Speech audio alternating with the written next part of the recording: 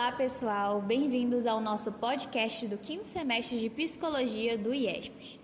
Hoje vamos abordar um tema muito importante e complexo: os transtornos de personalidade.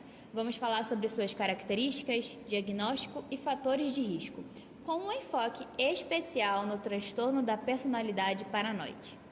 Este episódio é baseado no conteúdo do Manual Diagnóstico e Estatístico de Transtornos Mentais, o DSM-5. E como convidados temos Douglas, Iaci e Joelton. Para começar, vamos definir o que são transtornos de personalidade. Então, Joelton, o que é um transtorno de personalidade? Então, Isabelle, obrigado pelo convite. É um prazer estar sendo convidado nesse podcast. O que é um transtorno de personalidade? Ele é um transtorno persistente de experiência interna e comportamento que se desvia acentuadamente das expectativas culturais do indivíduo.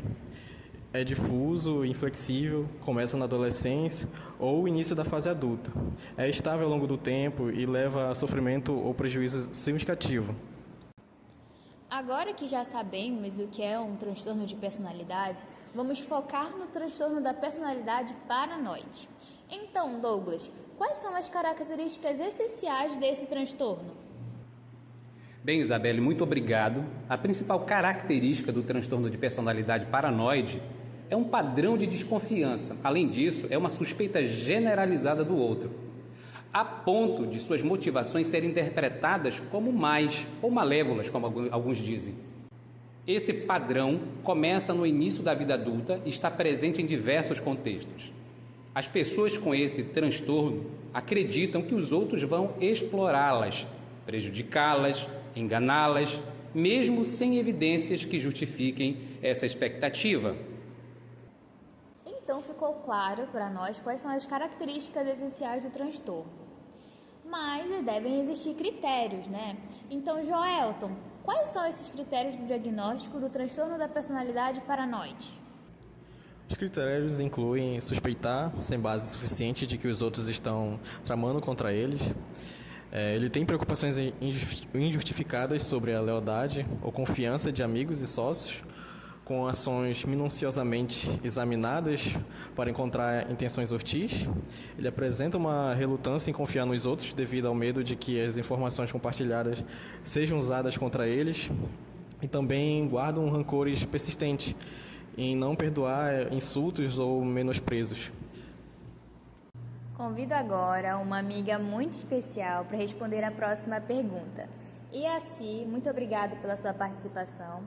Quais são os fatores de risco e prognóstico para o transtorno da personalidade paranoide? E aí, galera? Obrigada, Isa. Então, pergunta importante. Os fatores de risco, eles incluem 3 pontos principais: os ambientais, genéticos e fisiológicos. Os ambientais, eles são estressores sociais, como desigualdade socioeconômica, marginalização e racismo. Eles estão associados à diminuição da confiança e ao aumento de sintomas paranoides. Traumas na infância é um fator de risco significativo. Os ambientais, eles são estressores sociais, como desigualdade socioeconômica, marginalização e racismo. Estão associados à diminuição da confiança e ao aumento de sintomas paranoides. O trauma na infância é um fator de risco significativo, inclusive. Outro ponto, genéticos e fisiológicos, existe uma prevalência aumentada desse transtorno em parentes de pessoas com esquizofrenia e uma relação familiar com transtorno delirante, tipo uma perseguição. Aproveitando a fala da Iaci, nós vimos que tem fatores ambientais, genéticos e fisiológicos. Mas me surgiu uma dúvida que eu vou perguntar para o Douglas. As questões culturais, elas influenciam nesse diagnóstico e como elas podem influenciar? Excelente pergunta, Isa. Bem, vamos lá. Respondendo a tua pergunta, como os fatores culturais podem influenciar esse diagnóstico? Então vamos começar dizendo que os comportamentos, eles podem ser influenciados por contextos socioculturais Inclusive, eles podem ser interpretados ou rotulados de forma errada, tá? Como paranoide, quando na verdade eles não são. Vou explicar um pouco melhor. Existem grupos que enfrentam discriminação, por exemplo, os imigrantes, as populações racializadas, podem exibir comportamentos em algum momento da sua vivência que são comportamentos cautelosos, defensivos, devido a esse tipo de adversidade social que lhes atravessam. Então, esses comportamentos, eles podem sim ser mal interpretados como sinais do transtorno paranoide, mas muitas das vezes são apenas respostas adaptativas ao contexto social, socioeconômico e cultural que lhes é hostil. Interessante essa fala do Douglas, e eu até gostaria de me aprofundar mais um pouco e perguntar para o Joelton. Quais são alguns exemplos de comportamentos que eles podem ser mal interpretados, né, como paranoide, devido a esses fatores culturais?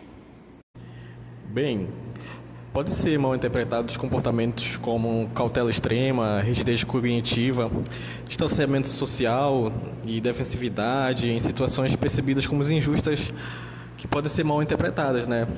Esses comportamentos são frequentemente respostas e experiências de discriminação ou marginalização e não devem ser confundidos com o transtorno de personalidade paranoide.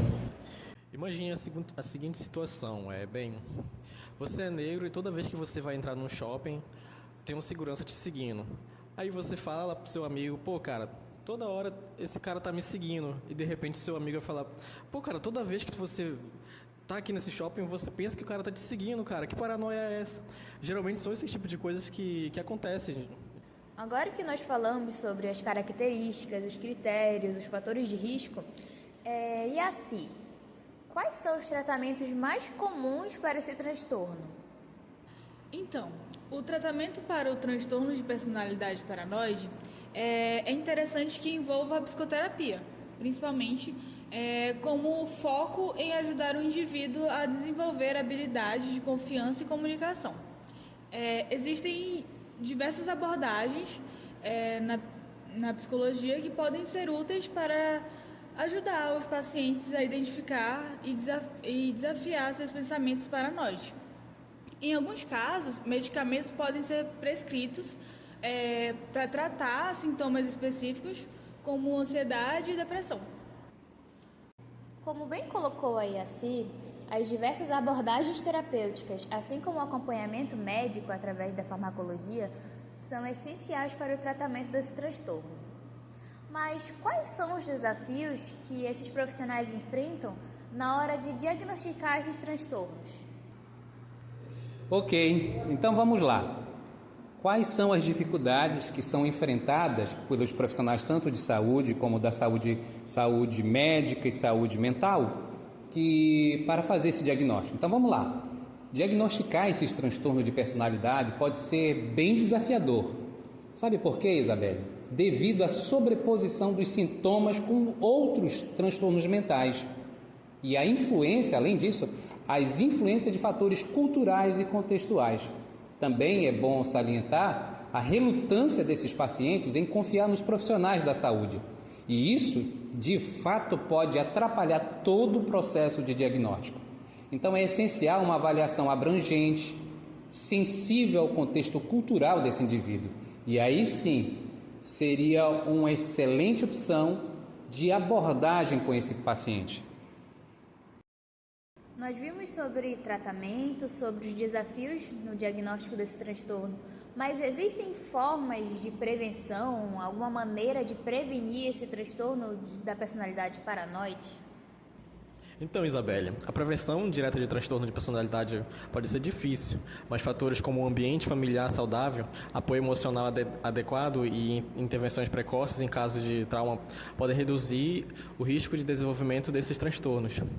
Programas de educação sobre saúde mental e combate à discriminação também podem ajudar a diminuir fatores de riscos ambientais. Em um momento aqui do nosso podcast foi falado sobre os estressores sociais. E eu gostaria de saber, Yaci, como é que esses estressores eles podem influenciar o desenvolvimento desses sintomas? Os estressores sociais, como desigualdade socioeconômica, racismo e marginalização, podem aumentar a desconfiança e a percepção de ameaças, levando ao desenvolvimento de sintomas paranoides. Os indivíduos expostos a esses estressores podem desenvolver um comportamento defensivo com um mecanismo de proteção, o que pode ser interpretado erroneamente como paranoia. Surge uma curiosidade sobre a infância, né? Como a infância e os traumas, né, que ocorrem nessa fase, qual é a relação que pode ter com o desenvolvimento do transtorno paranoide? Douglas, pode explicar isso melhor pra gente? Oi, Isabelle, posso sim. Há uma coisa interessante sobre essa relação entre trauma de infância e o desenvolvimento do transtorno, porque existem pesquisas, existem alguns estudos que apontam, de alguma maneira, que esses traumas na vida infantil, como, por exemplo, o abuso físico, o abuso emocional ou mesmo a negligência, eles estão fortemente associados ao desenvolvimento de sintomas paranoides. Essas experiências traumáticas, elas podem, prestem bem atenção, pessoal, podem, não necessariamente levam, podem levar a uma visão distorcida e desconfiada do mundo, que pode persistir na vida adulta. E, além disso, pode contribuir, sim, para o transtorno paranoide. Mas aí vem aquela pergunta: toda criança que sofre alguma espécie de abuso físico, emocional e negligência vai desenvolver esse transtorno? Claro que não. Mas alguns estudos apontam que isso pode, sim, contribuir para o desenvolvimento desse transtorno. Bom, gente, chegamos ao final do nosso podcast e gostaria de agradecer aos nossos convidados que aceitaram, né, estar conosco, dividir os seus conhecimentos. Hoje nós podemos entender melhor o que são os transtornos de personalidade e especialmente, né, o transtorno da personalidade paranoide e como é importante a gente considerar fatores culturais no diagnóstico.